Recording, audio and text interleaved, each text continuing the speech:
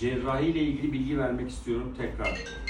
Şimdi bu cerrahiden sonra burun ameliyatı ile ilgili ciddi anlamda bir ağrısızlık yaşamıyor hastalarımız ama özellikle bademcik, küçük dil, damak bölgesinin ameliyat sonrasındaki bir haftalık süreç ağrılıdır.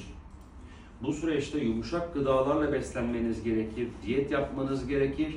Kan sulandıran, aspirin, sigara, alkol gibi şeyleri asla kullanmamanız gerekir. Ameliyat sonrası bir hafta 10 gün en az. Ben size iyileştim diyene kadar.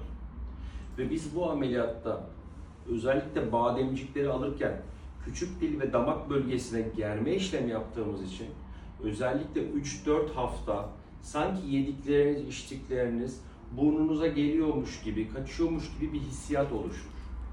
Bu zaman içerisinde geçer, kalıcı hal almaz. Ama bizim burada sizin bu bölgenizi ameliyat etmemizin amacı sizin uyku apnesine bağlı oluşabilecek riskleri ortadan kaldırmak. Kalp damar sağlığı, koroner damarlar, prostat, göğüs tansiyonu, bir sürü faktör var işin içinde. Yani bu olay hakikaten böyle ciddi olarak ele alınması gereken bir durum.